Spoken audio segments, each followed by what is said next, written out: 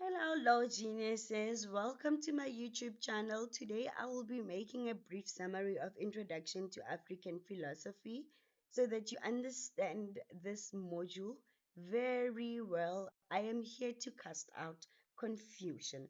Please look at this video until the rest of it.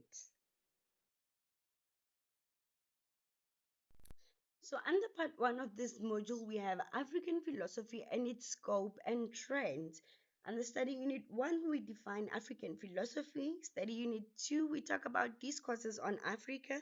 And study unit three, the trends in African philosophy.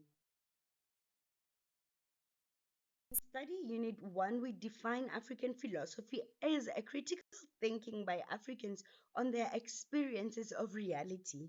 African philosophy concerns itself with the way in which African people of the past and of the present make sense of their destiny and of the world in which they live in. African philosophy is the work of philosophers of African descent and others whose work deals with the subject matter of the African diaspora. By diaspora, we mean this to scatter about. The people who scatter around the world, the group of people who scatter around the world, we call it diaspora. African philosophy deals with communal issues as opposed to individualization of the ideas. Now, African philosophy is known as written and unwritten philosophy, but the philosophy that lives in the commonly accepted practices. An example of African philosophy can be that of philosophy of Ubuntu.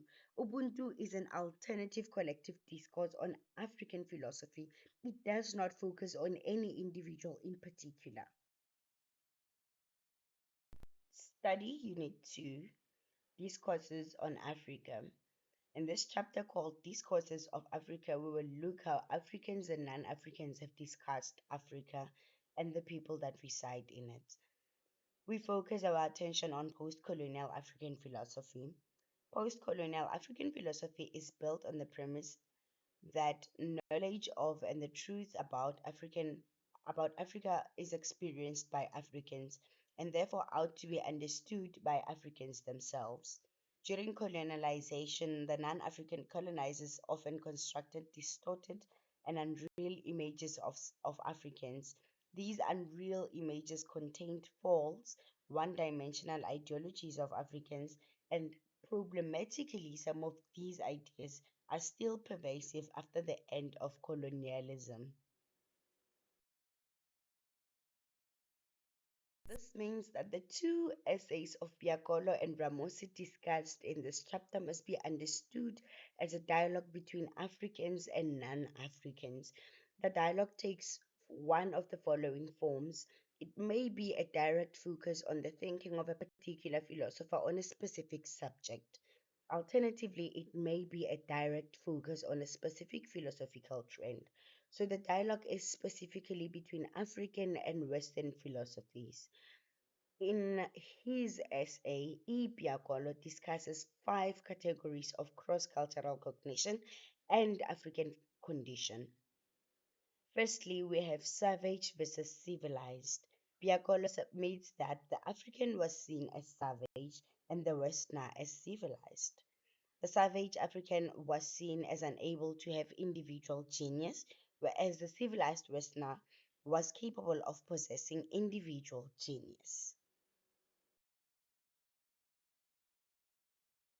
In 1871, Henry Morgan even went as far as designating different levels of savagery: lower savagery, middle savagery, upper savagery, lower barbarism, upper barbarism, and civilization. The only society that attained the level of civilization in this framework was the Euro-American society, attributed to their ability of writing and a phonetic alphabet. Secondly, we have the pre-logical versus logical. Africans, as opposed to Westerners, were described as underdeveloped. African material culture and way of life were described as a manifestation of pre-logical mentality, a mentality which does not have a logical character. Since the African cultural activities had a lot of unwritten beliefs, they regarded illogical. Therefore, the Westerners were the ones regarded logical as they evolved in thinking. daily. Thirdly, we have perceptual versus conceptual. Perceptual involves the ability of an individual to be aware of their surroundings through the senses. Conceptual comes from concepts and abstracts of ideas. Africans were therefore described as perceptual as they relied on mythical and scientific spirit to understand themselves.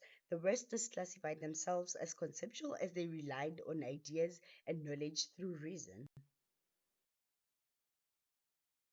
Number four, we have oral versus written. Western civilization was derived from writing, in the absence of which Western civilization could not have existed, whereas African savage was based on the oral or unwritten aspects, which were commonly communal and not individualized. Number five, we have religious versus scientific. African thought is taken as illogical, which does not understand or take serious alternative thoughts. It lacks philosophy and logic as it is religious and not scientific. Western thought had a claim that it had scientific and logical thought as it is a model of knowledge construction itself. In the second essay, The Struggle for Reason in Africa by B. Ramosi, this is to be defended. The restrictive interpretation of Aristotle's definition of the human being as a rational animal may not be justified on ontological, ethical, political, and juridical grounds. Aristotle defined the human being, man, as a rational animal. Colonization used this definition in the restrictive sense only, so that the reason was the exclusive quality and preserve of the Western man. Other men, like animals, human-like though, deserved to be colonized because though they looked human, they were not human beings proper, by virtue of the fact that they did not have the quality of reason. This ontological defect imposed on the colonizers implied the putative ethical duty to conquer, proselytize, discize, and commit epistemicide of the colonized. This imagined duty was actually translated into practice. In the process, a challenge arose from within. It was questioned the wisdom and justice of colonization on the basis that proselytization was intended for human beings only.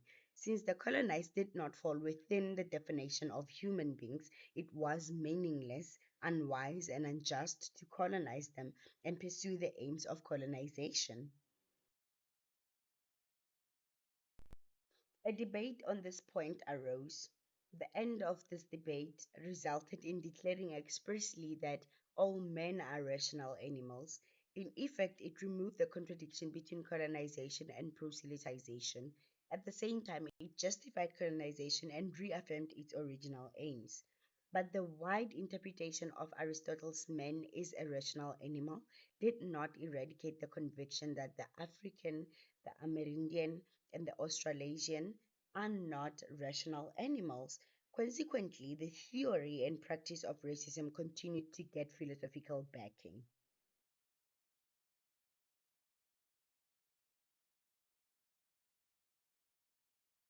Study Unit 3, Trends in African Philosophy. There are philosophies in different parts of the world.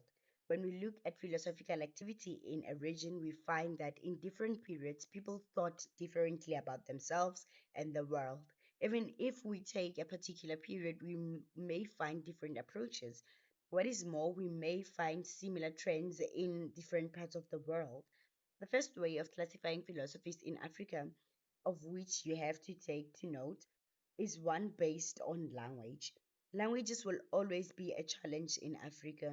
One of the legacies of colonialism is the place of the colonial languages, which is English, French, Portuguese, and German, particularly, as a means of intergroup communication in the former colonies. In this module, we only limit ourselves to English and French traditions. It speaks for itself that philosophers from French speaking countries will link with the French culture and philosophy, and likewise in the case of African philosophers from English speaking colonies. Thus, the most general classification of African philosophy is Anglophone African philosophy and Francophone African philosophy. Anglophone African philosophy is propounded by philosophers from previously English colonial lands in Africa. Early philosophers of this trend, the Anglophone African philosophy, were critical of the ethnocentrism and Eurocentrism in particular of many Western philosophers, which was expressed in what became known derogatively as the primitive mentality of Africans. Accordingly, African philosophers embarked on an apologetic philosophy, explaining alternatively worldviews of African people. In the Francophone African philosophy, there are two perspectives that dominate philosophical thought and discourse in contemporary French speaking Africa: the question of identity and the dilemma of modernity.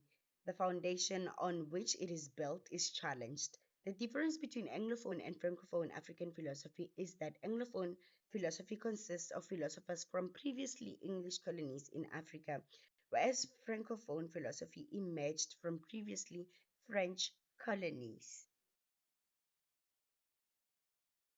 Also have Kwasi Wiredu distinguishing between traditional and contemporary African philosophy trends.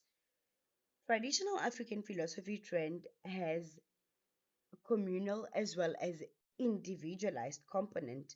Access to it can be gained through proverbs, maxims, tales, myths, lyrics, poetry, art, and the like.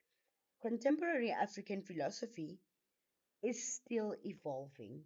It is a professional and academic philosophy which is mediated through books, journals, classroom teaching, and conferences. It embraces Anglophone as well as Francophone philosophy. Also seeing Gombe and Smet's classification of African philosophy, who distinguishes four trends. Number one, being ideological trends involving philosophers to improve the political and cultural situation of African people. Number two, we have traditional philosophy, which is the recognition of works of philosophy in traditional Africa. Now, this trend examines philosophical elements in their various manifestations and systematically elaborates on them as repositories of wisdom and esoteric knowledge. Number three, we have the critical school. Now, the critical school reacts to theses and projects of the first two trends being the traditional philosophy and the ideological philosophy, and to Western conceptions of science and philosophy. Number four, we have synthetic current, which involves philosophers who use hermeneutical method to solve problems. Lastly, we have the four trends of Odera or Ruga, which firstly we have ethnophilosophy, which refers to the bodies of beliefs and knowledge which are manifested in the thoughts and actions of people who share a common culture.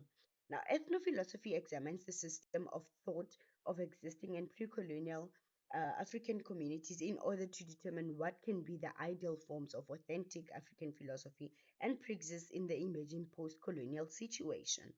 Number two, we have ethnophilosophy and philosophic sagacity. Now, African sage philosophy and philosophic sagacity commonly refers to the body of thought produced by persons considered wise in their community. Oruga categorizes these wise persons into two groups: the folk sages and philosophic sages. The folk sages are well versed in the popular wisdom, culture, and beliefs of their people. Number three, we have the nationalist ideological philosophy, which basically tries to develop a new political theory based on traditional African family bloodhood. It advocates mental liberation and a return to African humanism. It arose out of the conviction that political independence must be accompanied by a true mental liberation. And lastly, we have the professional philosophy. Professional philosophy is characterized by the purpose, values, beliefs, and ideals underlying one's consulting approach and underpins the decision regarding which theories, principles, interventions, and techniques to utilize in practice to facilitate change. Thank you so much for your patience and thank you for watching this video. Please like and subscribe to my video so that I know to make part 2 of this module, part 2 of this content for you guys. Thank you, thank you, thank you.